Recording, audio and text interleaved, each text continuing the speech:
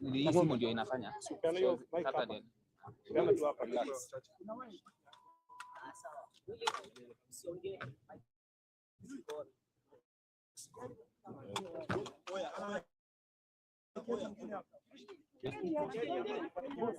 Cheki, ya hand over hizo mics alafu ulizo hapo nyuma, usonge kidogo.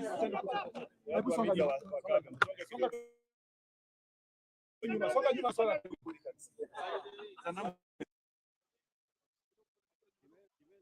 Niko kwa interview ya waziri, tafadhali. Tuko kwa interview na waziri, tafadhali.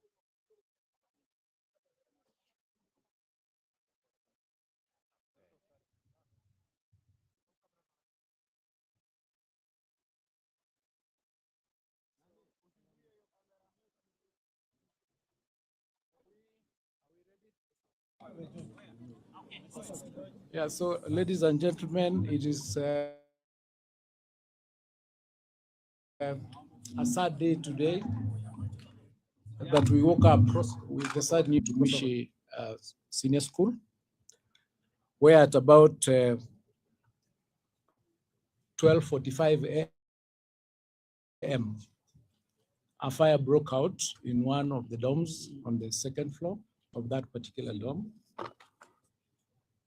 And the dorm is completely destroyed, together with a lot of injuries to our learners. And unfortunately, we lost some of our learners in that incident. I'm going to give you those figures. Ladies and gentlemen, this particular school has a total girls population of 815 girls. At the time of the incident, the girls that were in school were 808. 7 of the girls were at home for various reasons. Out of the 808 girls, 79 were injured and taken to the hospital. They were treated, and 71 of them were discharged. We have 7 currently admitted, and 1 has been picked by the parent from the hospital. Out of that number of 808, we have 16 fatalities whose identities will be identified. The process of accounting taking place with our investigators. An unfortunate incident. At the time of the fire,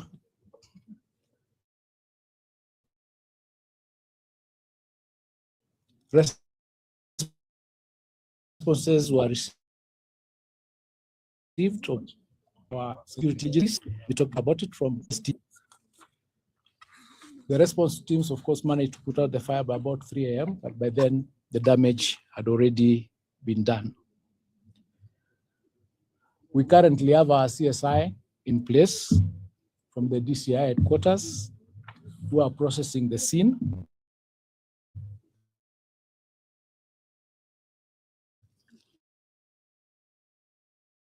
With, of course, a view of the, and there's a hotline number 1199, especially those who have left with their kids when they came earlier. And that hotline number will also be available for counseling. That is the current status. The event will be in the course of the day, and will continue briefing you on the process of the investigations and the outcome. I take this opportunity to pass on behalf of the ministry myself our condolences to the families and continue wishing those who are injured quick recovery. Thank you. So perhaps what could be the possible cause of the fire? Investigations are ongoing, but the identification of the cause of the fire is not yet identified. We'll be able to give you that information once the investigation is complete. But allow my learned colleague or two and the governor, then we can respond to your questions.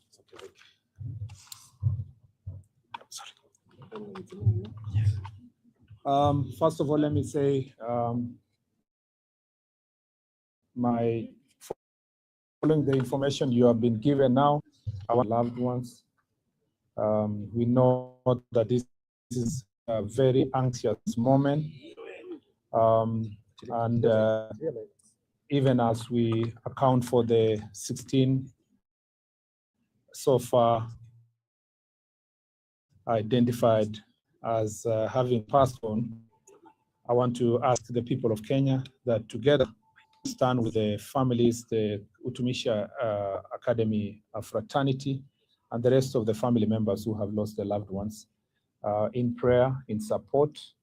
I ask everyone to be patient. We avoid speculation as to the cause of this tragedy. I also want to thank the multi-agency team of disaster response, starting from our county security team led by the county commissioner, the KDF team, the various formed up units, including us too, that came in very fast. As you very well know, most of the students who come to this school are children of our officers who serve in the National Police Service. And so as a ministry and as a family, we stand with everybody.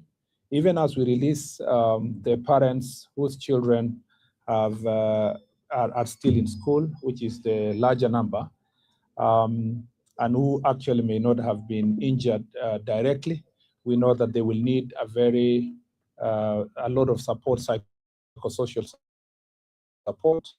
And the hotline number has been given, which is 1199, for basically for people to call for help. And we are working together with the Red Cross, as you know. They are part of the National Disaster Response Team, so that even when parents, when their children have already gone home, we will make sure that even at home, they will receive counseling services and psychosocial support wherever they may be. I just want to say that as a country, this is a serious tragedy. The investigations are going to be thorough. The Director of Criminal Investigation is here. The crime scene investigators are already here. The officers from government chemists are also here. And all processes will be done, including DNA tests, to ensure that these are done successfully. And I just want to say that Poleni Sana, on behalf of myself, my colleague, our government, we want to say Poleni Sana, and we'll continue standing with you. Was there any interventions? As we are here.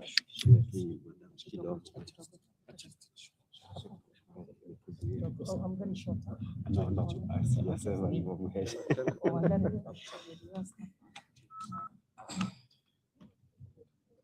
Good morning to all.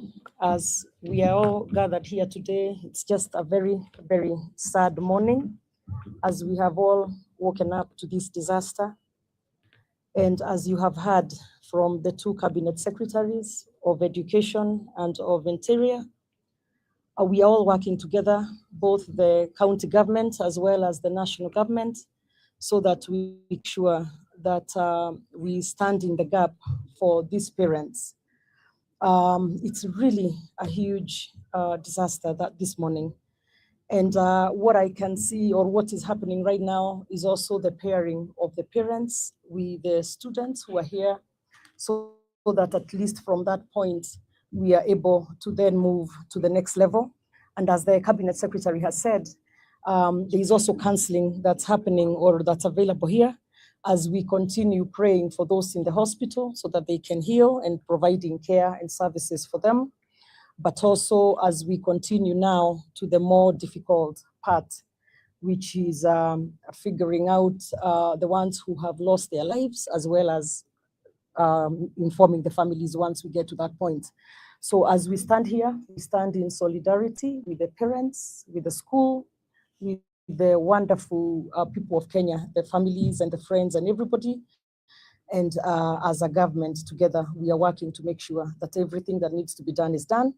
And as you have heard, we also have the Director of Criminal Investigations and his team because it's also important to get to the bottom of what caused the fire so that we can make sure that it does not happen in the future anywhere else. So asanteni sana, and we continue working on it. Karibu Mheshimiwa.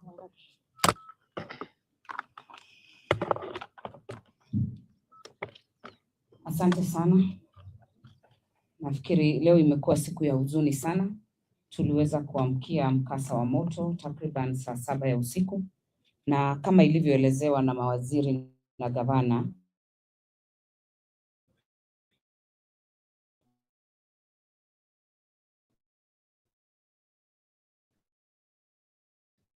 tumekuja hapa kwanza kusimama na sasa zimekuwa shule 2020 ikaweza kukua na ilikuwa na watoto, sasa imefikisha watoto 815 na watano, lakini wale walikuwa kwa shule ni 808 na kwa lile bweni la kulala kulikuwa na watoto takriban 200.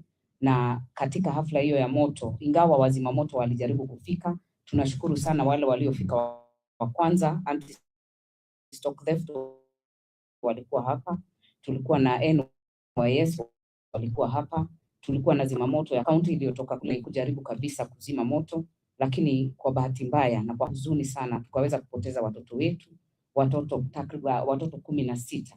Watoto 7 wako hospitalini, lakini wale wengi zaidi ya watoto 700 wanaweza kushikanishwa wao kuondoka, ndio tuweze kupatia hata na nafanya uchunguzi wale ambao wamekuja hapa kuchukua chembe sababu ya kufanya DNA, sababu unajua kwa mikasa ya moto inakuwa iko na shida ya kuweza kutambua hata ni nani ambaye ameweza kutuacha. Kwa hivyo tutakuwa tukifanya hivyo, na tukifanya hivyo tutaomba hata wale ambao ni wananchi wa Gilgil, tutakuwa tukipunguza wingi wa watu kwa shule, ndio tuhakikishe kwamba tumepunguza umati ambao uko hapa, tupatie maafisa wetu wale wa Ministry of Health, wale wa Education waweze kufanya uchunguzi na waweze kupeana njia ama mwelekeo.